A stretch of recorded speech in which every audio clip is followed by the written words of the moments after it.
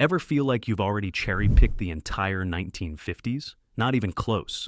I just spliced undisputed masterpieces into our reel of under-the-radar wonders, trading out a few titles that even die-hard cine-nerds admitted they'd never heard of. What you're about to watch is a turbocharged cut of 15 movies that prove the decade could swing from razor-edged noir to rain-slicked musicals to meditative Japanese poetry without missing a beat. Stay to the final frame, and your watch list will erupt like a flashbulb. Rear Window, 1954. Alfred Hitchcock's claustrophobic masterpiece unfolded on a single, purpose-built soundstage, the largest indoor set Paramount had ever attempted.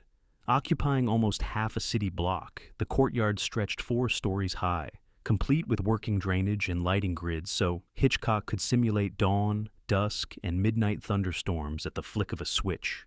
Operating almost entirely from inside James Stewart's cramped Greenwich Village apartment, the director used every dolly, zoom, and binocular point of view to lock the audience into the hero's voyeuristic gaze.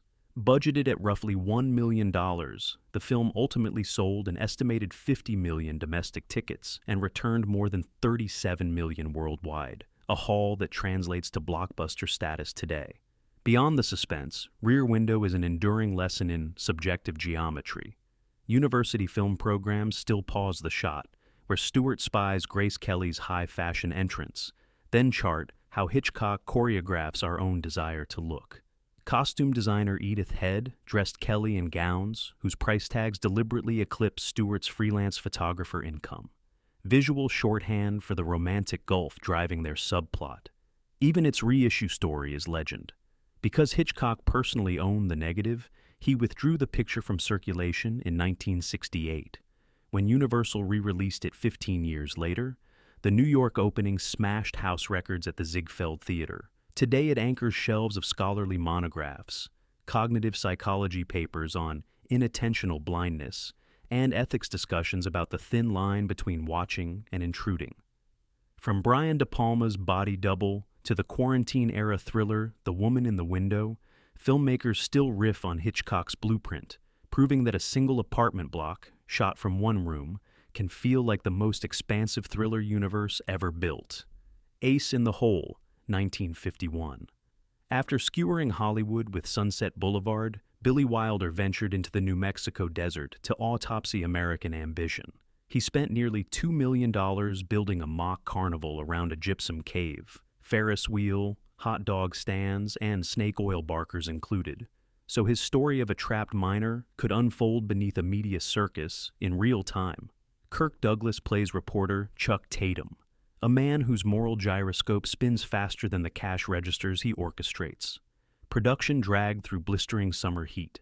Wilder repeatedly screened footage of the 1925 Floyd Collins disaster for his crew, demanding they capture the same frenzy. To emphasize sensory overload, he staged scenes where real flashbulbs exploded in Douglas's face, forcing the actor to squint through literal white spots. Paramount grew queasy, retitled the film The Big Carnival at the last minute, and watched it stumble at the box office, only to discover, decades later, that Wilder's flop had aged into prophecy. Journalism schools now pair the film with Janet Malcolm's The Journalist and the Murderer as a cautionary tale about feeding the beast. Disaster management seminars use it to illustrate how crowds and commerce metastasize at crisis sites. When the Library of Congress selected Ace in the Hole for preservation, it cited the film's chillingly permanent relevance to 24-hour news culture. Blu-ray commentators trace how Douglas's rapid-fire patter anticipates modern cable punditry, while crisis communications experts dissect Wilder's fictitious 50-state radio hookup as a crystal ball glimpse of satellite news. What began as a bruising financial misstep now circulates as a field manual on media ethics, still unnervingly current in an age where tragedy and ratings form the most unholy of alliances. The Big Heat, 1953. Columbia Pictures allotted Fritz Lang barely $400,000 for this police noir, trusting the German émigré's reputation for speed. Lang responded by shooting most scenes in a single take, banking the savings for shock effects rare in Eisenhower-era crime dramas. The most infamous, a scalding pot of coffee hurled into Gloria Graham's face, a burst of domestic brutality that still makes audiences flinch. Adapted from William P. McGivern's serialized novel, Sidney Boehm's screenplay strips away subplots to focus on Detective Dave Banyan, whose crusade against a crime syndicate wrecks every life it touches: wife, informants, and ultimately Banyan himself. Lang's lighting scheme alternates gunmetal blacks with blinding practicals, a look restored by the Academy Film Archive after nitrate decomposition threatened the negative in the 1990s. Upon release, American censors winced but relented. The British Board of Film Classification trimmed 2 shots before approving UK exhibition. Commercially, the film did modest business, yet its cultural aftershocks reverberate loudly. William Friedkin borrowed Banyan's discovery of his murdered wife for To Live and Die in L.A. Brian De Palma echoed the coffee attack in Scarface. Heath Ledger's Joker carries shades of Lee Marvin's scarred thug. Critics now hail The Big Heat as an ethical Rorschach. The hero's righteous anger becomes indistinguishable from the mob's savagery. Roger Ebert inducted it into his Great Movies series for demonstrating how violence, framed with moral consequence, can jar a complacent audience into self-examination. 70 years on, Lang's lean thriller still feels like a live wire, proof that a small budget, a fearless script, and one boiling pot can burn a permanent scar into film history. The Night of the Hunter, 1955. Charles Laughton's first and only film as director cost barely more than $500,000, yet plays like a cathedral of nightmares. Working with cinematographer Stanley Cortez, Laughton lit his black and white sets to mimic German expressionist landmarks he revered: ragged silhouettes, skewed staircases, and skies carved from pitch-black cloth.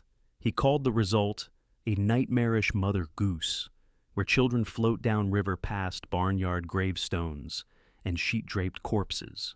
Robert Mitchum's preacher, Harry Powell, became an instant archetype, cadences lifted from revival tents, knuckles tattooed with love and hate, a tenor that slides from lullaby to threat in a breath.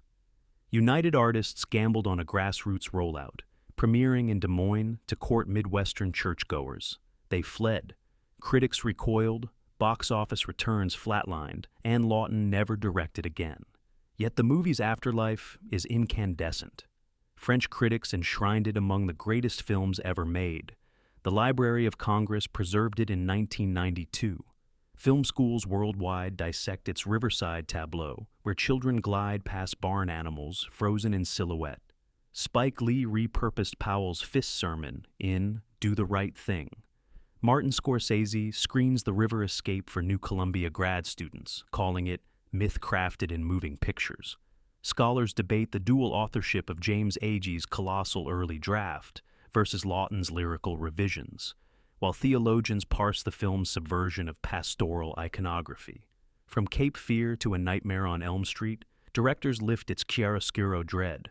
What once played to half-empty houses now crowns world cinema polls, proof that fairy tales, when twisted just right, outlive the box office burials of their birth. A Face in the Crowd, 1957. Elia Kazan's media fable opens with a whoop and a slide guitar riff. Drifter Larry Lonesome Rhodes erupts from an Arkansas drunk tank to conquer American airwaves. Kazan gambled on unknown stand-up comic Andy Griffith for the role, armed with Bud Schulberg's screenplay and a budget north of $1.5 million. The production built a functioning television studio on Stage 7, piping Griffith's improvisations onto live monitors so he could riff with real-time audience feedback, a technical first for feature films. National sponsors loaned genuine product placements, vitamin pills, mattresses, freeze-dried dinners, all skewered on camera as Rhodes voraciously sells America back to itself. Contemporary critics found the story paranoid, and the film limped through its theatrical run, earning back only a fraction of its cost. Yet its predictive power is jaw-dropping. Communication scholars dissect the hot mic meltdown, where Rhodes mocks his viewers, a template for countless real-world broadcast implosions. Political scientists trace a direct line from Rhodes to entertainer politicians who blurred celebrity and governance decades later. A 4K restoration unveiled previously cut scenes showing Rhodes hawking a proto-energy drink, footage whose satire feels aimed squarely at today's influencer economy. Sound mixers note how technicians fed rising applause into Griffith's earpiece, an early experiment in psychological priming now standard in live studio broadcasts. Where studios once saw red ink, modern commentators see a crystal ball, power fused to personality, mass media amplifying authenticity until it curdles into demagoguery. A face in the crowd may have opened to half-empty theaters, but it now screens in journalism schools, advertising seminars, and campaign strategy war rooms. Its warnings only louder in the algorithm age. Sweet Smell of Success, 1957. The shot opens on Broadway at 2 in the morning, neon steam, traffic horns, and a sax riff from Chico Hamilton's on-screen quintet. Director Alexander McKendrick and cinematographer James Wong Howe spent 7 savage weeks prowling Times Square after midnight, wiring car batteries to portable lamps so Howe's cameras could drink in real city glare instead of backlot paint. Screenwriters Clifford Odets and Ernest Lehman stripped Lehman's earlier novel to bare nerves, replacing its sentimental core with Odets's verbal switchblades, son of a branded goat, diatribes fired by Burt Lancaster's column king J.J. Hunsaker. Lancaster camped at the famed 21 Club to study gossip brokers. Tony Curtis shadowed publicists at the Stork Club to hone his hustler's grin. Producer Harold Heck bankrolled the film at just under $2 million, but preview cards read vicious and too dirty. When it opened, the picture grossed barely a tenth of its cost. Yet, critics eventually circled back. The British Film Institute now ranks it among the 10 greatest American films. Scorsese lifts its God's eye angle of neon marquees in Taxi Driver, and Howe's high-contrast night photography became the Bible for every cinematographer who ever tried to trap nicotine smoke in a shaft of light. First, it remains the definitive lesson on media power and moral compromise in an age of viral outrage. Second, Lancaster and Curtis trade insults with a velocity modern scripts rarely match. Dialogue as lethal jazz. Singin' in the Rain, 1952. MGM handed producer Arthur Freed $2.5 million and free rein to cannibalize his own song catalog. Co-directors Gene Kelly and Stanley Donen answered with the most athletic musical Hollywood ever fielded. Kelly rehearsed the Good Mornin' trio, so hard Debbie Reynolds' feet bled, then shot the 6-minute take without a single cut. The headline title number was filmed last. Kelly had a 102-degree fever, insisted on dubbing the water pipe pressure himself, and pierced each umbrella with tiny holes so rain would sheet evenly. Donald O'Connor's Make 'em Laugh backflips required 2 days, multiple bruised ribs, and a hospital visit laced with adrenaline shots. Although it earned a respectable $7 million gross, it lost the Best Picture Oscar to The Greatest Show on Earth, a decision Oscar historians still cite as the Academy's most notorious miss. The American Film Institute now crowns it the highest-ranked musical. Neuroscientists studying dopamine spikes use the title sequence to measure joy responses in MRI scanners. It is still the quickest cinematic cure for a bad mood, and its behind-the-scenes satire of Hollywood's tech upheaval mirrors our own streaming platform chaos. The Killing, 1956. At 27, Stanley Kubrick conned United Artists into bankrolling a racetrack heist thriller for just over $500,000, promising he could shoot it in 24 days. He made it in 17. Adapted from Lionel White's pulp novel Clean Break, Kubrick re-engineered the plot into a Mobius strip of overlapping timelines, tracking shots that revisit the same corridor from 4 perspectives, each pass revealing a new betrayal. To stretch dimes, he borrowed television news floodlights for his set pieces, letting harsh fall-off mimic noir shadows. Sterling Hayden stalks through as Johnny Clay, but the director's true coup was landing Jim Thompson, king of dime store nihilism, for dialogue. Studio memos show Kubrick fighting to keep Thompson's lines like, "Fate has a rotten sense of humor." Test audiences were bewildered, box office receipts modest. Yet, French critics hailed the time fracture as revolutionary. Quentin Tarantino later called it the template for everything I do, and Christopher Nolan screened the film for cast and crew before shooting Dunkirk to demonstrate non-linear tension.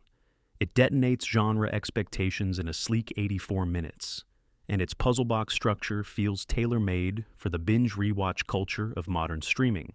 Pick Up on South Street, 1953.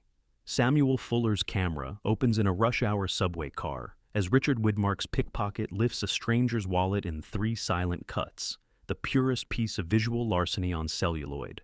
The microfilm inside marks him for the FBI and communist couriers, but Fuller cares less for politics than street pulse. Shot largely on New York's real docks, the film cost $800,000 and wrapped a week early because Fuller used handheld Aeroflex cameras smuggled in from Germany. Thelma Ritter, playing Stool Pigeon Moe, ad-libbed her own funeral price list. Her resulting Oscar nomination became a rallying point for character actors everywhere. FBI Director J. Edgar Hoover condemned the picture for making pickpockets heroic, inadvertently boosting its grosses. French New Wave directors later exalted Fuller as America's poet of brute surfaces. Jean-Luc Godard wallpapered his Paris office with lobby cards from the film.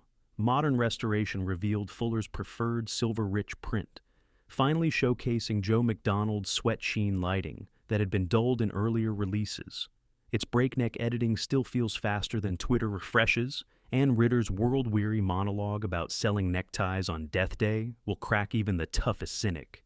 Ikiru, 1952. Akira Kurosawa shelved samurai swords to film a municipal clerk dying of stomach cancer on an $85,000 budget, 1/10 what Toho would soon spend on Seven Samurai. The director split the narrative, first half a study in Twilight despair, second half a flashback mosaic where co-workers debate his legacy.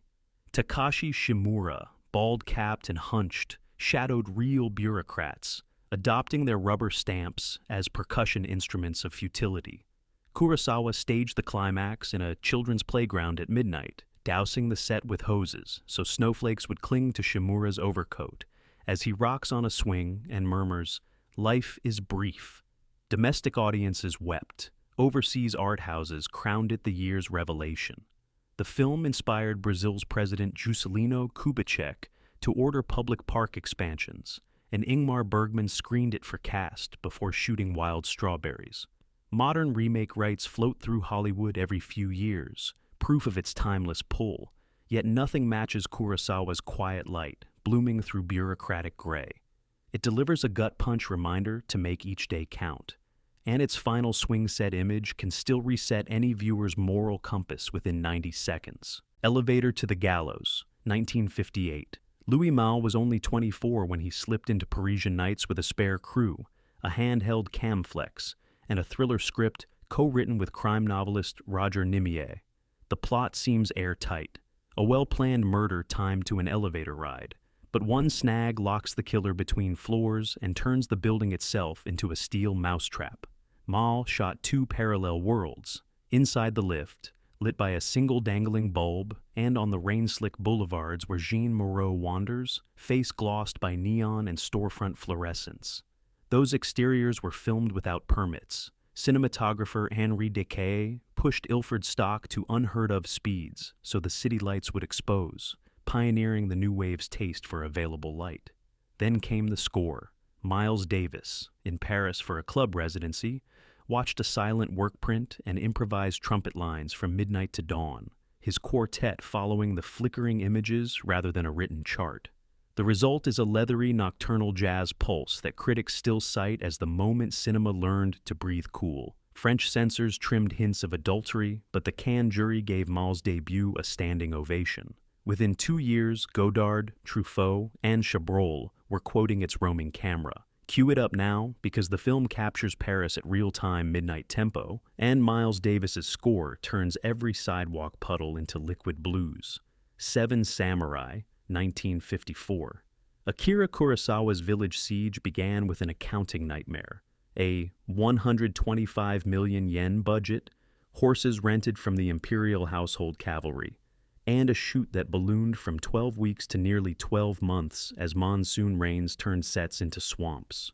Kurosawa's solution was simply to keep rolling, often with 3 cameras grinding simultaneously. One for the actor's face, one for the sword strike, one for the horse's recoil, so that instant Kinetic montage could be carved in the editing room.